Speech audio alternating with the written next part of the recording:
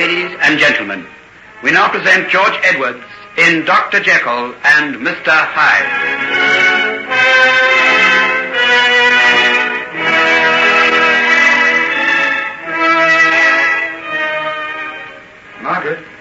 Margaret? Why, John, when did you get back from London? Oh, just a few minutes ago. I caught the early morning train. Why didn't you let us know? Oh, I made up my mind in a hurry and didn't wait to send a telegram. Tell me, are you glad to see me? Of course I am. You'll be just in time for the garden party at Lady Winston's. You can be my partner in the mixed doubles if you like. Oh, I'd love to. But I didn't come all the way down from London to play tennis with you, Margaret, my dear. You look very serious. What's the matter? I've got something to tell you.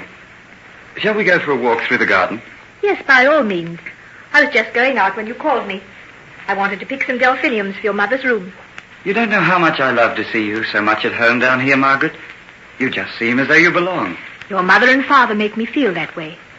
I can't tell you how kind they've been. Of course they have. They love you, that's why. Margaret, Shall we go into the garden? Yes, come along. We'll go out through this door. Tell me what you did in London. Did you have a good time? Not very. Why? I was longing to get back here all the time. I don't have to tell you why, do I? Please, John. You can't stop me, Margaret. I've come down here to say these things to you, and you must hear them. But if I don't want to hear them? Why don't you? Margaret, it's months now since I spoke of this. You asked me to give you time. Haven't I been patient long enough? You've been marvelous. Don't think I'm not grateful. Grateful? Do you think it's gratitude I want from you? Margaret, look at me. I've reached a decision.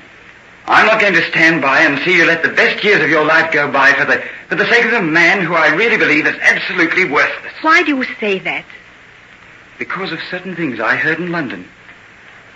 What were they? Don't look at me like that. I'm not merely carrying gossip back to you. It's because your happiness and mine is at stake that you've got to know. Very well, then. What is it? A friend of mine, someone whose word I can absolutely trust, was in a jeweler's shop in Bond Street one day last week. Go on. Jekyll came in while he was there. He had a woman with him. They were buying an engagement ring. What? It's true. He heard it all. They chose a ring of sapphires and went out of the place arm in arm. Oh, don't tell me any more. Don't, please. My dear, I could kill him for hurting you so much. It's all right. Actually, I knew it all along. You knew? Yes. I saw him when I was in town a few weeks ago. He told me then. That's why you came back looking so white and strained. Oh, why didn't you tell me? What could you have done? Couldn't I have helped a little bit? Doesn't the fact that I love you and would do anything in the world to make you happy count for anything? Indeed it does. More than you can ever guess. Then marry me. Let me take you away. Let's begin a new life together and wipe out all the old disappointments and pain. Do you think that's possible? Yes, of course I do. You don't know what a really happy love can be. You've never really been happy with Henry. There was always some sort of dark shadow over him all the time. Perhaps you're right. And perhaps that's why I loved him so much. He seemed to need love more than anybody else I knew. It'll take more than your love to help him now. What do you mean? Well, I don't know exactly. But there are strange stories about him. People are beginning to whisper. What about? What has he done? He's been drinking. He failed to attend an important operation at a hospital. I caught sight of him for a moment only yesterday, and I was astounded at the change in him. Then something must be wrong. He'd never do that unless there was. Yes, there's something wrong, all right. There's always been something wrong with him. Some queer, sinister streak in him that's coming to the fore. Margaret, don't you remember when we were children how he sometimes seemed to be possessed of something almost unholy? Then perhaps we shouldn't judge him too harshly. Perhaps not. But can't you see that he's no man for you, my dear? What happiness could there possibly have been with him? I don't know.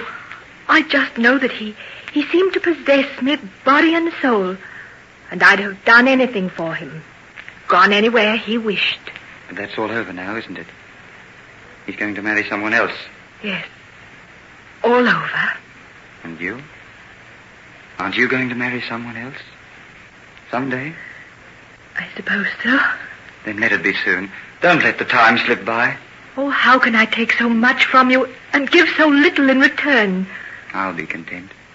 Just to have you with me always is... Oh, I'm so tired, John. So tired. Yes, I know. I'll help you to forget. We'll be happy together. We'll be happy. But I don't think I'll forget. Ever.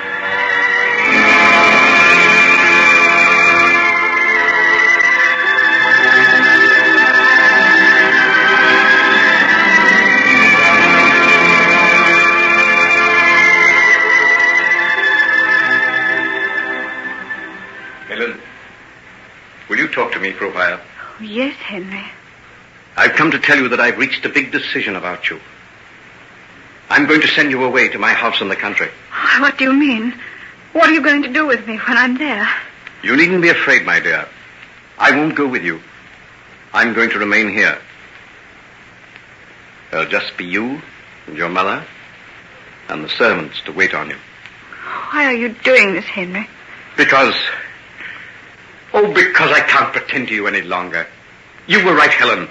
What you saw that night in your house in Bloomsbury is true. Then you admit it. It wasn't a terrible dream. It really happened. Yes, everything you've said is right. I did come to you in the shape of Hyde. I did take that dreadful dose, and you saw me change back into Henry Jekyll with your own eyes. No. In spite of myself, I've begun to believe you.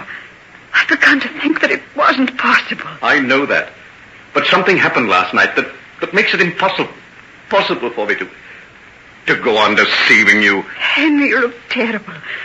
You're pale and trembling. What has happened? A punishment more terrible than anything I ever imagined has descended on me. And I must face it alone. That is why I'm sending you away. But you must tell me. Sometimes I think I'm really going mad. I know what I saw, yet I know it isn't possible. In the realm of science, my dear, nothing is impossible. What has science got to do with you and Edward Hyde? Everything. It was my knowledge of science, imperfect though it is, that brought him into being. What do you mean? You're not saying that you created him? No. That was done the moment I was born. Edward Hyde is nothing more or less than the visible form of my lower, baser self. I can't understand. I know I saw him. I know I saw him change to you. But still I feel it isn't possible. Let me put it this way. You know that within yourself there are two forces. One for good, one for evil. Haven't you been conscious of them? Of course, that applies to everybody. To everybody. But only to me occurred the thought that these two elements could be freed from one another.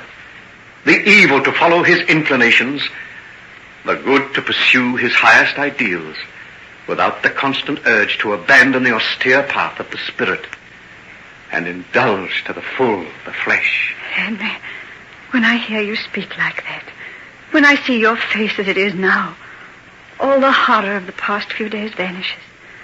You're once more the man I loved and worked with. I can see again the tender, compassionate face of the saint, bending over the suffering men and women who came to you for help. And can't we forget all that happened? Can't we go back to the clinic again? They're waiting for you, Henry. I can never go back again. Why? You can't desert them. Think how they need you. Who'll look after them if you're not there? I hope that you and my friend Hugh Lanyon will take my place. But why? Why? I don't understand what you've been telling me. Seems like some sort of nightmare. Oh, if only it was. If only I could wake and realize that the horror that possesses me was nothing more than a dreadful vision of the night. Henry, tell me, what is it that makes you shudder and turn pale? I've brought this terrible fate on myself.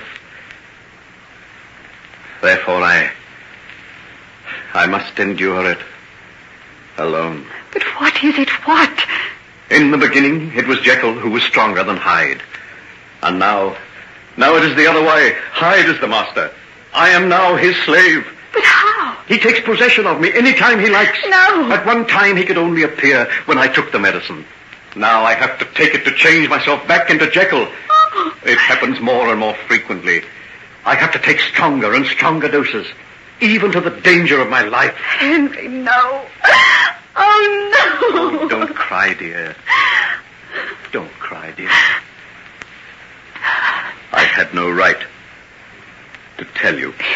Yes, you had. I wanted to know. We'll fight it together. There must be some way. None that I know of. You must go on taking the medicine. You must fight against him all the time. But I can't fight. I can't fight. I feel myself growing weaker. Weaker after each attack. At one time, Hyde was weak and puling. Now, he has been indulged to the full. He is possessed of a terrible strength. He attacks me like a raging monster. I have no power to resist him. Perhaps if I were with you... No, never dream of such a thing. I couldn't answer for what might happen. He's now so vile, I dare not let him loose. As soon as I feel the first shudders that warn me of his coming, I have to lock myself in my laboratory, where no one ever comes, and where I keep the drugs that can restore me back to sanity. But as long as you have that... Ah, yes, as long as I have it. And there lies my horror and my final dreadful doom. I have only enough of the original for 3 more doses. 3 more doses. And though I have ransacked London, there is no more to be had.